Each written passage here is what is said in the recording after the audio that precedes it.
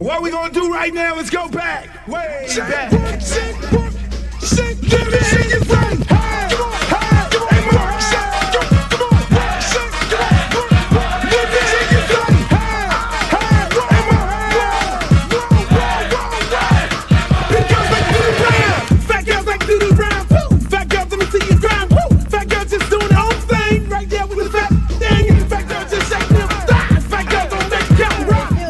Baby. What's up? I thought you was gonna start hanging out with the big girls again. What is all this trash? Fat girl, hit the ground, hit it up, and hit us up, sound. Fat girl just looking so sweet. Fat girl don't make it deep. Fat girl just shake it, don't speak. Big girl, let me see you do a spin. Let go, let me see you touch the ground. Shake it up, just shot the back down. Top me is in the house, burning on. Work it, work it, work it, work it, big girl, big girl, big girl, big girl, big girl, big girl, big girl, big girl, big girl, big girl, like you around. Fat girl, keep going, don't quit. Fat girl, just move the damn hip. Fat girl, get down, don't stop. Fat girl, wanna see the pop. Shake it, stop, fat girl, take it fast. Fat girl, nigga, wanna see that? Fat girl, bounce like a pro. Fat girl, go what you know. Fat girl, shake till you rip through what? On the web, wet, hard, pop through. Looks in the house, y'all know the game. Fat girl, don't have no shame. Shake that back, bounce to the beat. Fat girl, shake it, jiggle at me. St. Louis, back to the top. Like I like to do the rap. Work it, work it, work it, big girl, big girl, big girl, big girl, big girl, big girl, big girl, big girl, big girl, big girl, big girl, like you around. Hey, hey, more hey. Let me hear you say, hey, hey, more hey. Big girls like you around. Shake, work, shake, work, shake, work, shake, work, shake, shake, work, shake, shake, work, shake, work, shake, work, shake. Put it back, to the ground, to the ground. Now sick of this. Now I want to show y'all a real show with the big girls. Oh, fat girl, part 3. Can't hang with 100% beat. Fat girl, know the happen, don't quit. Fat girl, run like you own it. Put your hands on your hips and grip it. That new, I'm gonna look like it off the that. Fat girl, bring it through the top of the climb. If not, I'ma pull the business down. Fat girl, bounce hot and stop tripping. If you do, get chicken and hot bitch. With a lot of rock, come to the night speed. I really shit, get the day in the world cheap. But fat girl, show the boys a shot. If you see if the fat or not. Don't put fat girl, y'all like it down. Let you out, let me see y'all do the rap.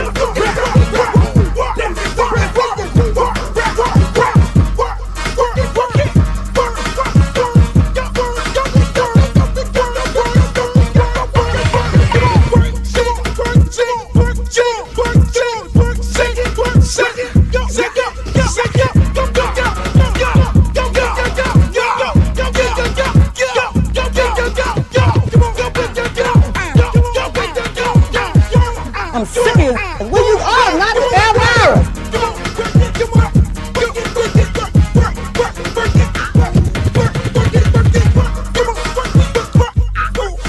Oh, not the Britney Spears. Hey, how you doing?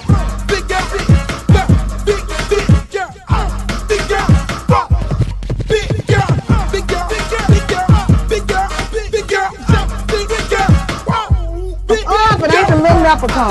Girl, your beat is so up. You look a mess. All about the big girls. What about the big girls? Big girl, work it, work it, work. Big girl, work it, work it, work. Big girl, you done suck all the fat off your ass.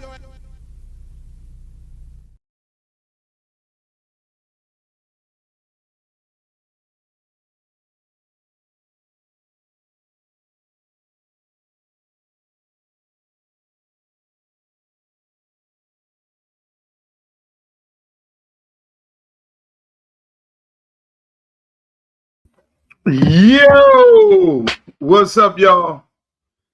It's another edition of the Uncle Luke Show podcast. And yes, we are live right now, 2:30 in the morning. 2:30 in the morning, we are live. Go tell your friends. I know most of you guys are going to be looking at this on a replay, but the hell with it. We figured we'll come on here right after the Lakers got swept. Man, long night. Fucking Lakers got swept. I can't make this up. I can't make this up. I mean, I mean, it is what it is. Luka unavailable.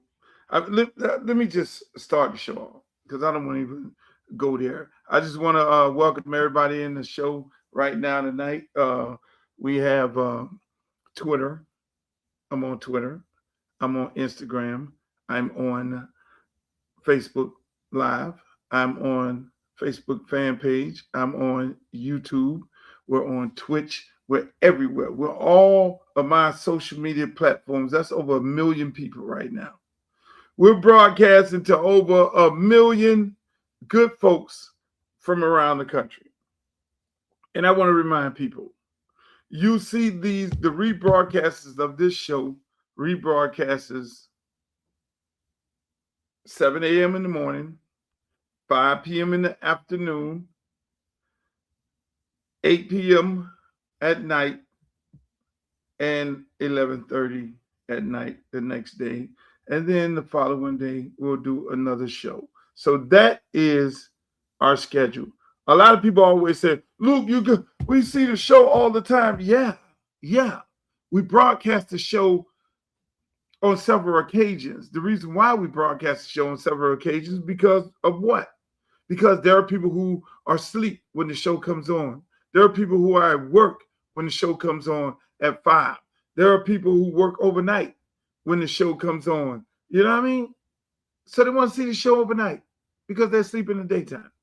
Or they're asleep at night and they want to see the show in the morning. They want to hear the show going. So stop worrying. As long as you can get the show. And if you can't get the show, if for some reason you missed the show, go to my YouTube channel, www.UncleLukeTV on YouTube. You can go over there and check it out. But we got a real big show today. This is big. This is big. I mean, the Kevin Hart roast, we're going to be talking about that. We're going to be talking about the Lakers getting swept. We're going to be talking about politics, whether or not Debbie Wasserman Schultz is going to be getting into all Black Congressional District race. Man, it's a lot to unpack on this show here. And I want to welcome all the good folks because everywhere I go, people say, man, I look at the podcast, I listen to the show, you know, I get some good intel, I get some good information. I love doing this show because I like giving you guys a different perspective on life and on things, because what you see on a regular basis on regular TV, I mean, it's the same old. You know, it's the same talking points, whether it's on CBS, ABC, NBC, whether it's on ESPN, it's the same talking points. You know, nobody thinks out of the box. Everybody just think that the American public is just so naive, so stupid that they could just tell them the same thing, just have a different guy tell them the same thing over and over again, which is very sad. So I get on here and make me look like I'm a rocket scientist because I have a totally different perspective on certain things. So right now, people, I want you all to like, share, and subscribe to the show. Right now, forward it to your friends. Tell them Uncle Luke is on right now. You need to get here. You need to look at the show because we're getting ready to get right into it. So the Los Angeles Lakers got swept. LeBron James got sent home. Now the question of whether or not he's the GOAT is going to be looming over his head. Now, I'm going to just say this. I love LeBron James. I love LeBron James to death. I like everything that he's about, from him being a young guy coming out of high school, not going to college, empowering his friends to run his organization. And those guys actually run the entire NBA because now they represent most of the NBA players and they represent the league. They control the league. I mean, this guy's been playing basketball all the way to 41 years old. I mean, who does that? Who does that? But does that give him the title of the GOAT? So here's what happened tonight, ladies and gentlemen, with old LeBron James. Should I say old LeBron James? 18 run with a look at LeBron James, and you can only guess is what his future holds. So that's the question. What does LeBron James' future hold? I mean, this GOAT conversation, y'all can end that. You could really end that. You could really end the GOAT conversation. Why y'all got to end the GOAT conversation? Because of this. Here it is. This is where now LeBron has a lot of awards, a lot of trophies, a lot of wins, a lot of everything. This is where I have a problem putting him over Michael Jordan. Hopefully this won't get me in trouble.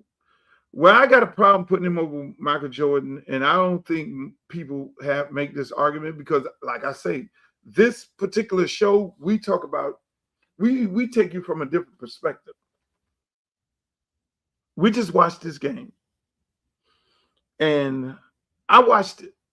Now I watched him play all his career, like all of us. I mean, I'm not exempt. We all watch his career.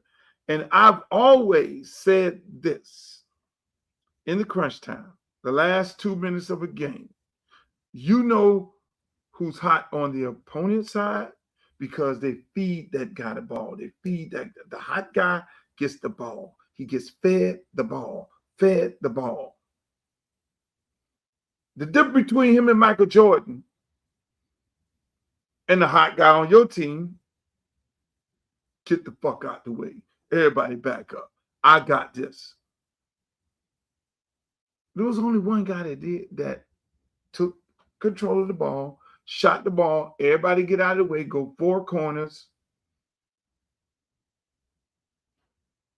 and then lock down the guy on the opponent, the opposing team, best shooter in that moment. Michael Jordan. Mike did that. If you were getting off and it was 2-3 minutes left in the game and you were hot, like I look at the little red boy, he was just shooting threes from everywhere, shooting threes from Inglewood, Broadway, Hollywood. He was shooting threes from you name it. And I'm sitting there like, Brian, you got to go get him. That's what Michael Jordan would do. You got to go get him. That's what Michael Jordan would do. And then you had, if he wasn't getting off, there was SCA getting off. Brian, you got to go get him. Brian didn't go get him. That's where the GOAT conversation starts and ends for me. Now, offensively, Bron is just as effective as Michael Jordan. Defensively, taking control of a game in that moment, and then now, here we go. 110 to 111. I sat there at Twin Peaks, looking at the game, being annoyed by some people. Shouts out to the brother. He was so excited to see me. He was trying to explain to a 25-year-old girl who I was, and she had to go to Google, and the other guy, they were nice and lathered up. They were having so good of a time. Shouts out to them. I forget what his brother's name is. Man, he was just excited. They just kept talking to me. You know how it is. See, I don't drink no more. Everybody get drunk, and they be around. See, I used to be able to function when I was drunk because I'd be on their same level. You know, I don't level up when everybody else is drunk, and I'll be like, oh, my God. I'm just trying to look at the game, but I love them brothers. I love people who are excited to see me because that is a blessing at my age for people to be excited to see me, want to take pictures with me. I always take pictures. I respect people for that. But going back to the game, SGA got hot, the little red boy got hot. He just shooting threes from everywhere. Brian don't guard him. That was a problem for me. Again, at this time, this age, this day, now they 110, 111. We go down the court. Brian got the ball. I said, oh, shit, he get ready to take the final shot. Ooh, this finna be good. He took the shot. He went, dropped the ball, and then throw a layup up there. Not even a physical layup. Like, For me, that was like, I mean, go to the hole hard and get the foul or something so we can win the game or go in overtime or something. Didn't happen. So all these young people, include my son, they all want to have this GOAT conversation. Oh, LeBron, because they never saw Michael Jordan play. No, this generation, this new generation, has never saw Michael Jordan play. So they can only look at YouTube videos, look at highlights, and try and compare LeBron James with Michael Jordan. They did not get to see the moment of a crucial point of the game, time and time and time after time. And again, when Michael Jordan went and closed the game out, when Michael Jordan went and guarded the best player, the hottest player on that team, and locked him up and shut him the fuck down. They did not get to see that. You can't see that on YouTube. They would have to like really force all these young people to sit in a room and say, okay, at this point, I'll cut it up from the comparisons between this. They would have to do a versus. They would literally have to do a versus of highlights of the last 2 minutes of crucial games when Michael Jordan and LeBron James played. They would have to really break that down and show that, okay, this game, go. And that would probably last about 3 days. That's what a GOAT conversation. I know LeBron would have to give it up to Michael Jordan. He would have to give it up to Michael Jordan because Michael Jordan, MJ is that guy. You know, MJ is that guy. He's that it. You can't have an argument. But again, you have an argument with 12-year-olds, and the 12-year-olds never seen Michael Jordan. I can understand it. Older people would tell us, Willis Reed, shit, one of them dudes coached the team, won 5 championships, coached the team, and everything else. They'll give us an argument, us who came up in the era of Michael Jordan, but unfortunately, we're able to come up in the era of Michael Jordan and watch Michael Jordan and compare Michael Jordan and LeBron James. So again, sorry for the Lakers. They got swept. The whole bar was they were just rooting for Jordan. Not Jordan, but LeBron. They were rooting for the Lakers. And then again, Luka unavailable.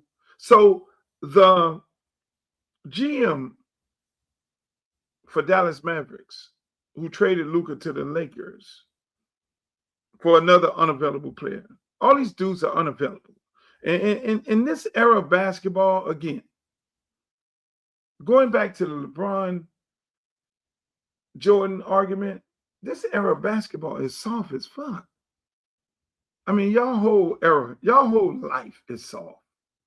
I mean, this whole new generation, I'm just sorry. I'm just keeping it about everything about y'all is soft. Y'all don't go in the street and fist fight. Y'all go grab a gun. Y'all don't hand check. Y'all get a foul if that happens. You don't hit helmet to helmet in a football game. That's an ejection. Only thing remotely similar to what it was back in the days is ice hockey and soccer. They still calling the black players niggas. That's the only thing. But this our brand of sports, our basketball, what we all are so proud of, and our football, what we so proud of, that shit watered down. And then y'all have a nerve to want to compare guys who play in the real football league, in the real NBA, to these guys right here. Look what happened to San Antonio. I'm trying to figure out, when are they gonna touch SGA up? He just running around, going up there, back up, fade up, jumper. That used to be, back in the days, for all you young people, that used to be, you can do that in the regular season. You couldn't do all that sexy shit in the playoff, because if you go to the hole, you're gonna get your whole head took off. And if you will run around, you're 150 pounds at 6'7", you'll get your ass ran through. You see what they did to Wamby? That's why I'm feeling that Minnesota team. I'm feeling that Minnesota. You see what they did to him? Set a pick. Run straight through his ass. Get your bony ass. See, the man is 7'7" or whatever the hell it is. He's sticking bones, so he's shooting a three. He going to the hole. He's doing the sky hook. He's dunking the ball. He's doing all this sexy stuff. That's his strength because he's tall and he can shoot the three and he can go to the hole and all that. So how do you defend that? When he sticks a bone, you got to put a body on him. That's why I'm so freaking glad. Listen, man, I don't look at the NBA until the last 5 minutes. But today, I'm sorry, when Minnesota play, them goons in Minnesota, ain't nobody over there, no models. Them straight goons. Them goons in Minnesota gonna put a body on him. And now we're gonna see if Mr. Frenchie can handle that smoke. Because y'all know these foreigners can't handle when Americans get physical. Same thing with this boy here in Oklahoma City, the Canadian sensation. Ain't nobody put a body on him. Ain't nobody touched him up. In the words of Charles Barkley or Shaq, nobody touched him up. Touch him up and see how he can function in that situation there. But everybody friends in the NBA because everybody represented by the same guy. New rule: agent could only represent one person per team. Now, shit just got real. Why? Say, Luke, why would you come up with that? Because it'll make everybody play. It'll hold everybody responsible. New rule. I got another rule for these tanking teams because you're getting ready to get the lottery going right now. New rule: if your team tanks, then the games when if a team is under 500 and that team is tanking to get a lottery pick, all the fans should get a 30% discount on their ticket. New rule: if the superstar who's getting paid over $100 million is unavailable for that game, the fans should get a 20% rebate, refund. That's what should happen. Season tickets hold the shit. Sue these people. All these people unavailable. Jimmy Butler, unavailable. That other boy over there in Dallas, unavailable. Luka, unavailable. All these people unavailable. All these people unavailable. Why?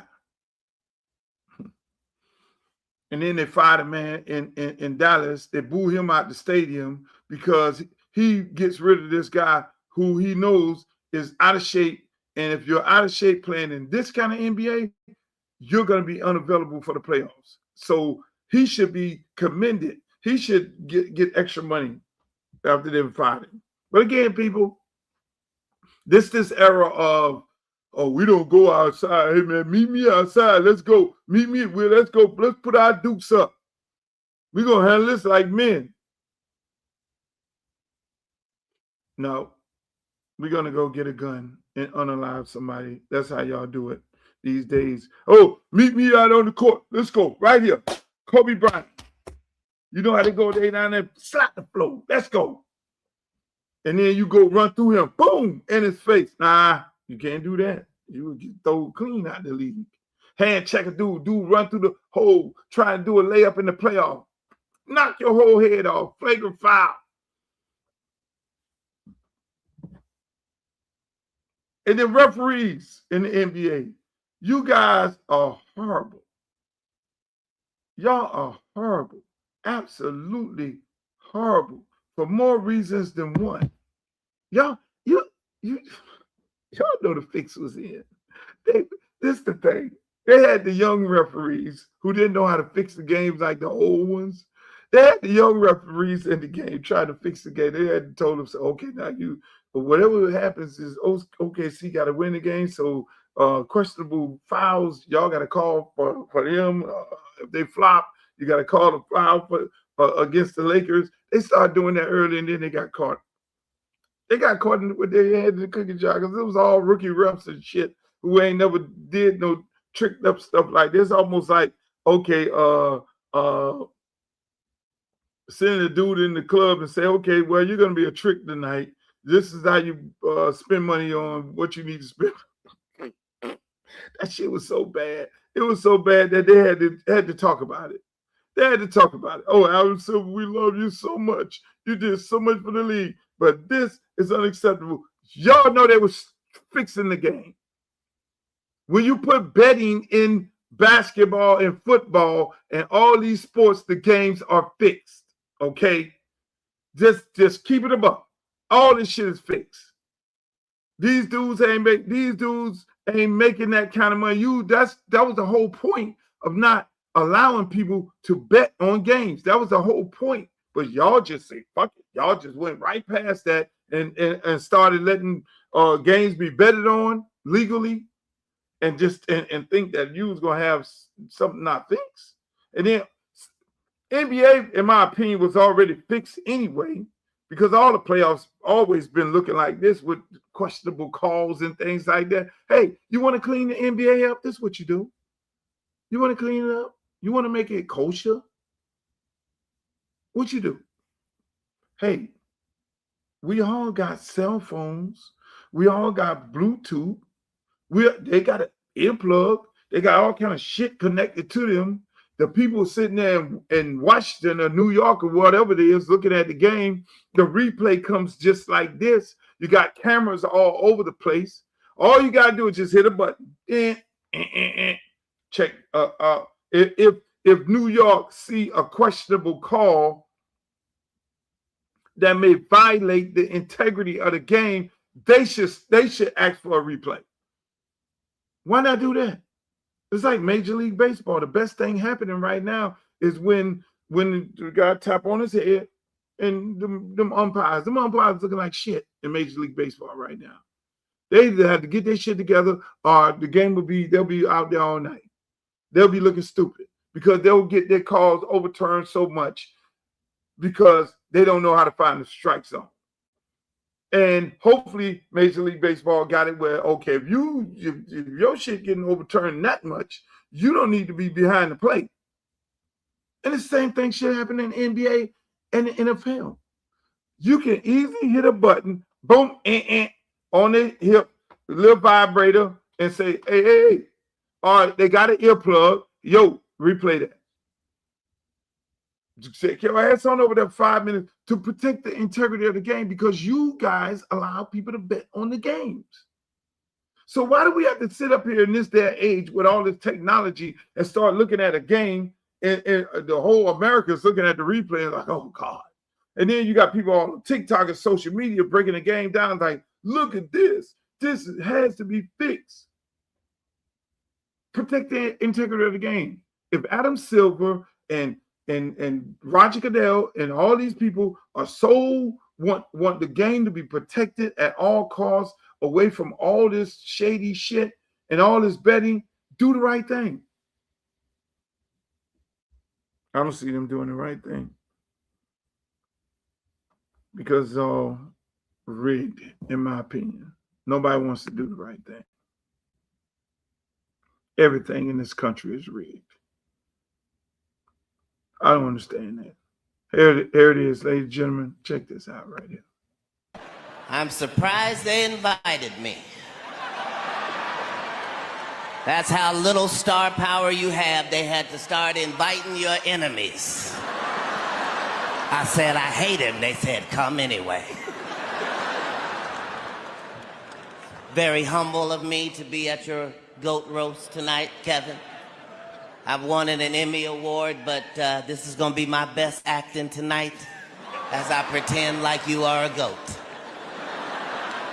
For the people at home, you're wondering, why is the Cat Man doing this? For the money, bitch. This is my Riyadh Comedy Festival. Only one with a soul. Kevin, you're gonna hear some things tonight that you're not familiar with. Those things are called punchlines. Is this dais the best that the industry could put together for dear old Kev? I'm not sure if the Illuminati is real or if this is the junior varsity version, but...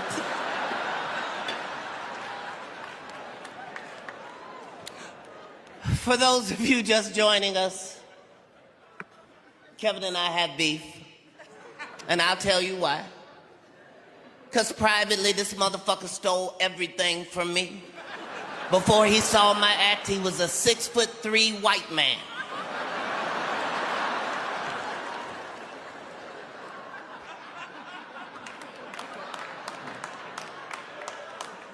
I tried to tell y'all that Kevin Hart was a plant. Because I keep burying him, he keeps springing back the fuck up. Just like a plant. Yes, I said some things I'd like to take back. Some things I said were misunderstood. I did say that Kevin was a Hollywood puppet, and I want to explain that. Because it might not be what you think. I meant that the head of Netflix literally has his whole hand up Kevin's ass and can make him do anything.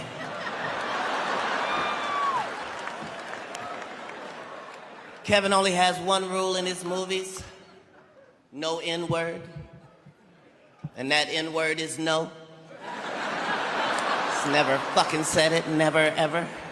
Scary Movie 3, Ride Along, Night School, Get Hard. I turned down all of them because I was not comfortable being a coon. This fucking cat. Hey, listen, that roast, and I'm pretty sure they're gonna make me clip it from my YouTube. That when Katt Williams got on that stage, now I sat there looking at the roast. Actually, I had to go back because the early part of it, I'm gonna just keep it a buck. It put me to sleep. Maybe I was a little too tired because I'm running around, running for Congress, all up and down the streets and everything. And I just sat on that couch and I looked at it and I fell asleep. So I had to come back, look at it a little more. Then I looked at a lot of it. Today I started seeing clips, and then my son is training baseball. So I then got, because half of the people I just totally missed. I didn't know that The Rock was on there. I didn't know that Katt Williams had came on there. And I'm like, man, so it got better when I looked at it the second time. It's almost like the Michael Jackson movie. I had to go watch that second time also, because I went with a friend of mine, and then I ended up going back with my son. That's why I don't understand how you people have 2 and 3 girlfriends. Because if you got 2 and 3 girlfriends, you would have to go look at the Michael Jackson movie about three times, which is a good movie to look at 3 times. With 3 different people, because you'll see 3 different things. But going back to this Kevin Hart thing, Kevin Hart and Katt Williams, obviously beef. After the Shannon Sharp show, it went more beef. It went more hot. And the moment at the end, which was great for me, was when Kevin Hart, when Kevin Hart just said, "Hey, Katt, man, I'm a fan of yours, man. I love you, man. I just wanna, squash this beef." That was a great moment for African American men, because we don't see that often, in that moment, because obviously that was the biggest moment of the night of all the comedians and all the people roasting Kevin Hart. That was a major moment in that show, and I liked it because we have so much beef for one another. It ain't funny. I mean, every time you turn on the social media, it's one black person talking more shit about another black person, bringing down another black person. There's no constructive criticism. There's just criticism. There's just hate. And they watch it. They watch us tear down each other, and they watch that they don't tear down themselves. They don't tear down their people, but we do it. The only person who tears them down There's two people that tear them down. There's two people that will go after them that don't go after us. And maybe it might be a third one, but it's two people that do that. It's Whoopi Goldberg. She will go after their ass. Whoopi is universal. When you turn on The View, she go after. If you wrong, you wrong. Whoopi going after you. Thank God Whoopi ain't never came after me. And that, and I don't like her. The little Candace Owens girl. That Candace Owens, I mean, she go after that Charlie Kirk wife. I just know, in my opinion, Candace Owens was definitely sleeping with Charlie Kirk, because that whole thing there is giving my man, that should have been my man, and you married him, and you ain't shit, and she just dragging this lady down the highway for whatever reason it is. I mean, hey, but my point is, Candace will go after a black person, and Candace go out. We hated her because she talked stupid about George Floyd, in my opinion. And now she's going after this girl. So when you level it off, that's cool. If you can go after white people and go after black people, but if you just focus on tearing down another black person, and we have 90% of our media, 90% of the podcasts, 90% of the what you see on TV is us going after us, and us who go after us don't go after them. You see what I'm saying? And that's where the problem coming in. I mean, I'm looking at people online. It's like Kerry Champion, Stephen A. Smith. Stephen A. Smith is the centerpiece of it all. He's the guy they throw the dots at. When they get tired, then they'll start fighting each other. Then they'll go after each other. Now they go Roland Smith and Roland Martin, and then it goes Stephen A. Smith, Roland Martin, Kerry Champion, Jamel Hill. My other girl, she'll jump in there every now and then and go after, and then everybody go back at Stephen A. Smith. I don't know. I guess that's what we're doing right now. But we ain't going after them. Is it all a distraction? Is it really a distraction that we sit up here and tear down each other? It might be a part of the plan. A lot of these people may be plants. Because if we put as much energy into tearing them down and bringing us together as we put into tearing each other down, God damn, ooh, we would be something special. We would be a force to be reckoned with. We probably would get put in jail like the Panthers did way back in the days. We'll probably get unalive like MLK. Because we would have then beat the system. But we're sitting up here tearing each other down on all corners of it. Sports, entertainment, politics. We just go out. It's like we just make it a norm when it comes to us that you have to go after another black person. That's why when I'm in this congressional race. So they got this white woman. I'm going to get to her, Debbie Wasserman Schultz, this career politician who never did nothing for black people. Trying to run, get ready to make an announcement and run into the black race to divide the black people. That's a whole nother story. I'm going to get to that. You know what I did? They were like, Luther, you need to run against her head up. But you got to get the other black candidates out of the race. So you need to convince them to get out of the race. You know what I said? I'm not calling not one black candidate in this race. It is their right. Because again, the only person in this race, the protector of the Constitution, even though that lady who's trying to get over here into this race, I'm gonna get her in a minute. I would not be in violation of the Constitution to tell them to don't exercise their rights to run for public office. Yeah, it would be the greatest thing in the world. Okay, me and her go head up in the black district where we'll eliminate that thing of divide and conquer. And I'm sitting there and me and her going at it, and my 45% African Americans against your 20% white people that you think you expect to go get, and all of them ain't necessarily finna go vote for her. That would be an even race. That would be an even race. That would be me kicking her ass. But she's getting in the race, assuming that we all going to get a little bit here, get a little bit there. She's going to get all the white voting, all the Hispanic vote. That's what she thinks. If we put all of our energy into tearing down the enemy and coming together, we only come together when it's time to riot. Oh, shit. Let me get some water on that. When a police officer unalive an innocent black man, that's when we come together.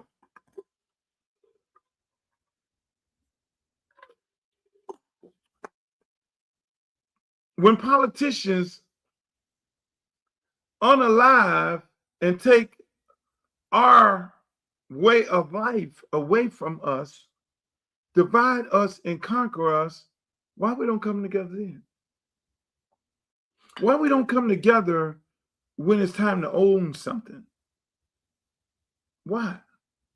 Why we don't come together when Mississippi, Tennessee, Alabama, Louisiana, all these SEC states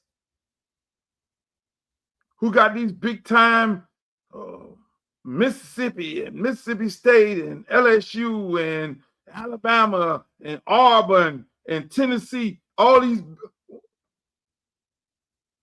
Why we don't come together and say, you disenfranchise African Americans, taking away congressional representation, our right to vote, on a person to represent us.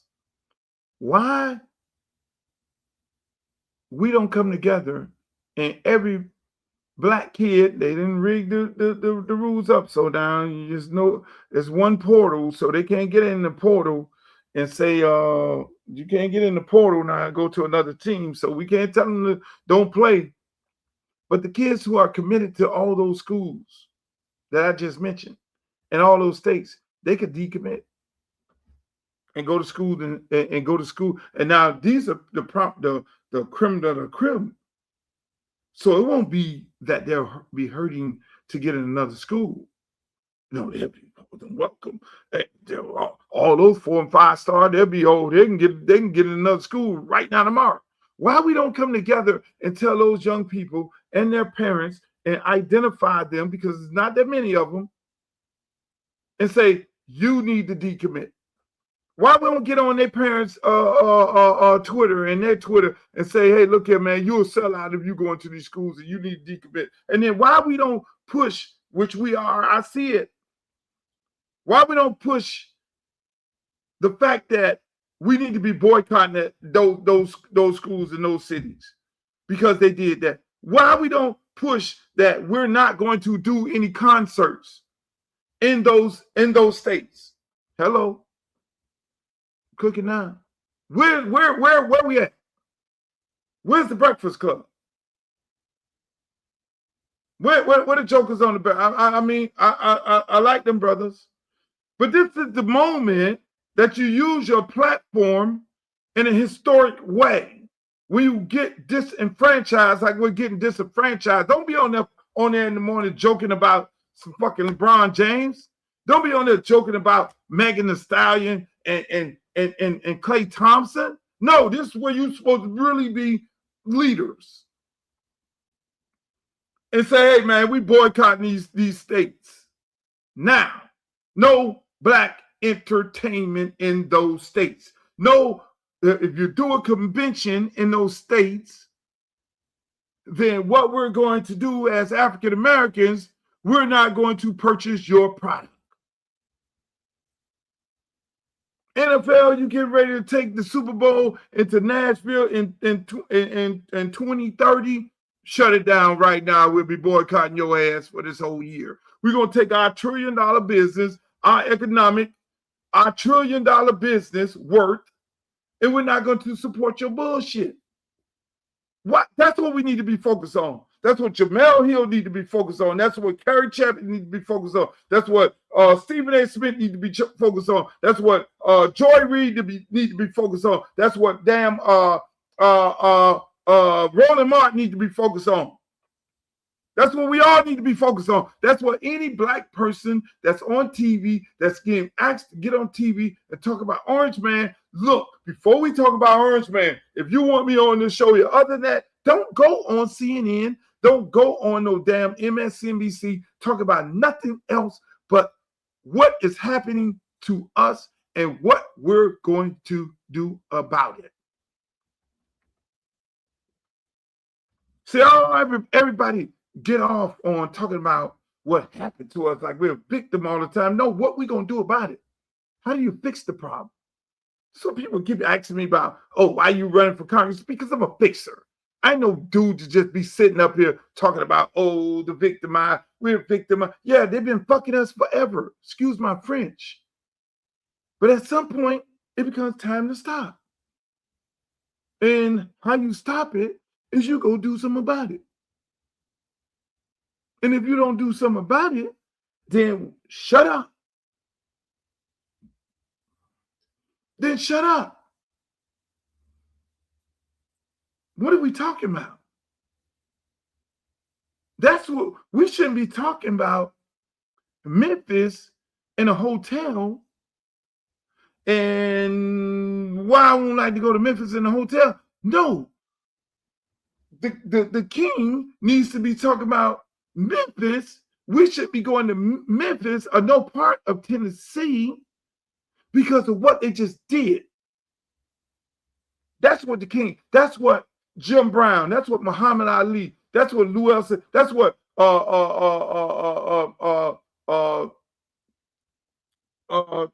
Abdul-Jabbar and all them brothers in sports and entertainment, and they sat up there at the table. You saw that picture. They dealt with social issues when it came to black people, when it came to disenfranchising black people, but we don't hear that. Where the fuck are y'all at right now? I'm saying LeBron James. Go on the golf course and talk about that. I'm holding everybody accountable. I sat up there and watched a roast last night. And it was all fun and jokes and games and all that. I saw a roast last night. Not one person talked about what the fuck has been happening to us rolling back Civil Rights Act. It was all fun and jokes. Was that a distraction? Was it a distraction? Was it, I know you're going through some pain and suffering. So with this pain and suffering, we're going to distract you from that. Hey, eat an ice cream when your leg is about to fall off.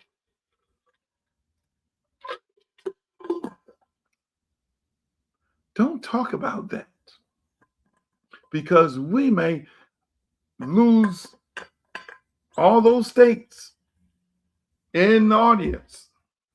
With perfect time, because you had a Joe Rogan racist on the stage. You had racist comments toward the black woman, Cheryl Underwood, my good friend. It was a free country. She got up there and say, oh, we're in a free country right now. Oh, we can say all these things that people would get banned for and get canceled for. We are right now in a free society where we can say all these things. But what the fuck happened to the Civil Rights Act?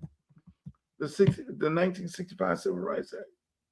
What happened to taking that moment And Katt Williams getting up there and saying, I don't like, even though I don't like you, and I always had beef with you, but I got beef right now. So y'all ain't gonna see me no time soon in no fucking Tennessee, no Alabama, no Louisiana. That's a festival you need to close down. Move that motherfucker to somewhere else. But we ain't doing that.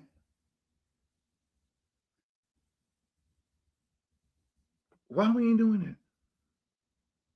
Why we not there? These are some, because we distracted.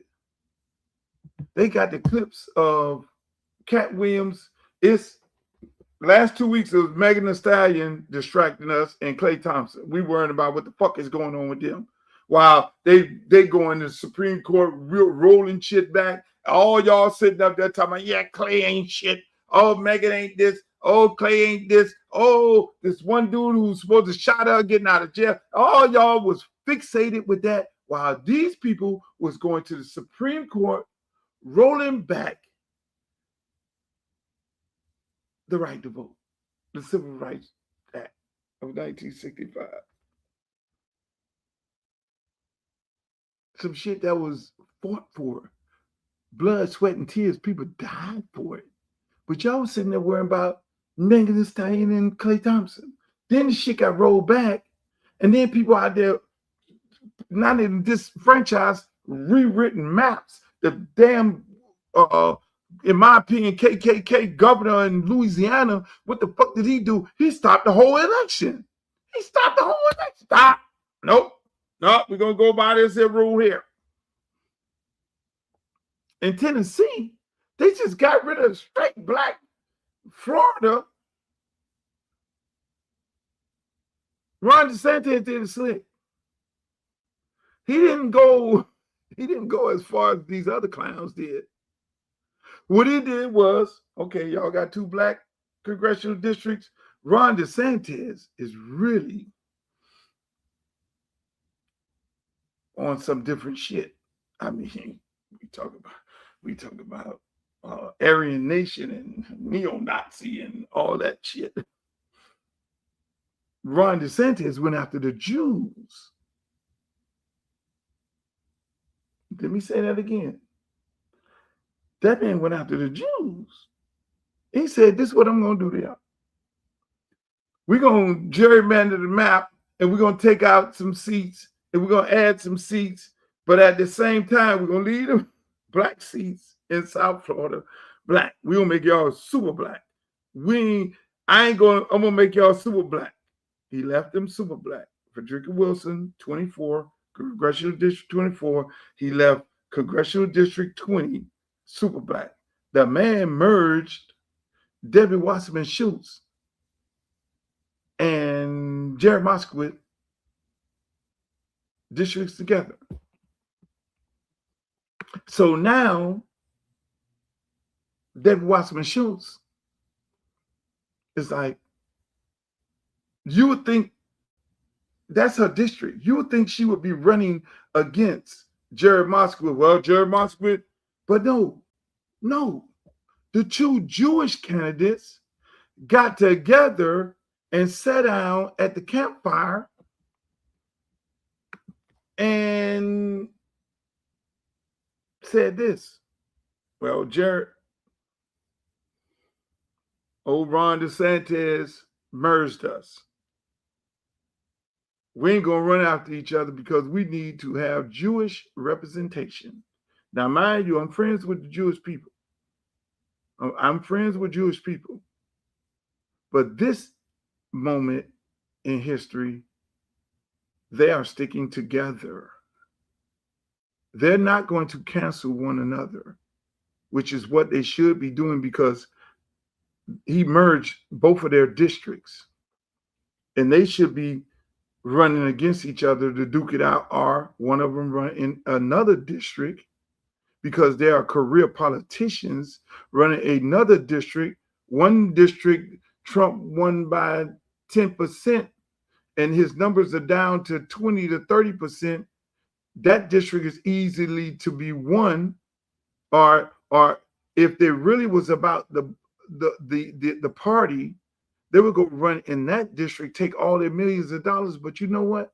They got their eyes on the Black district, Congressional District 20, with 20% white people in it, with 5 Black candidates in it. This is a Jewish white lady who we're supposed to be friends with Jewish people. We fought for Jewish people. For many, many years, it was supposed to be partners, Jewish folks and Black people.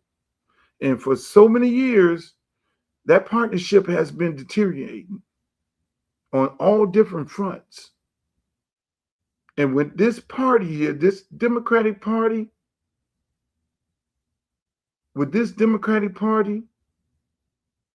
they've had control for a very long time, and we have still been suffering since 1965. We still have the same issues, affordable housing.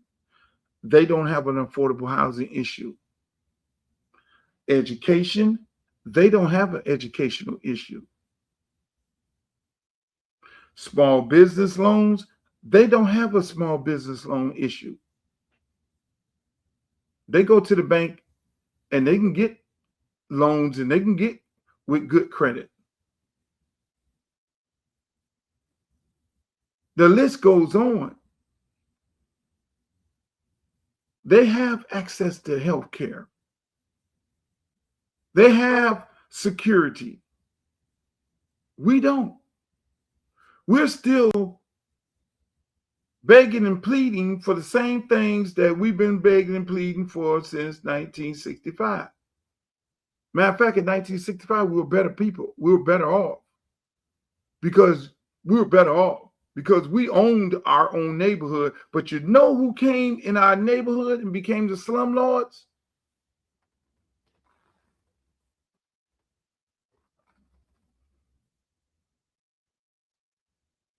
I'm just saying.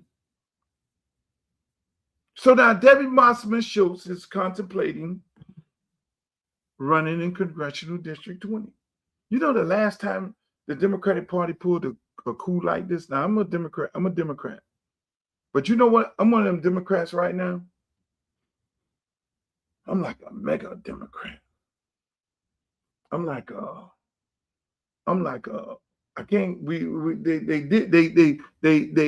unalive BLM.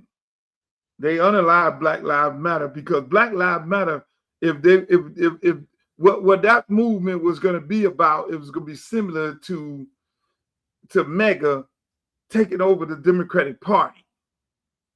Black Lives Matter was going to be MAGA to the Democratic Party, but they got rid of that. Democrats and Republicans, not necessarily the Republicans, but the Democrats are the ones who got rid of Black Lives Matter, because Black Lives Matter was getting ready to mobilize and bring Black people together. And it was so many white people that came together with the Black issues and all that there, and they stopped that. They stopped that movement.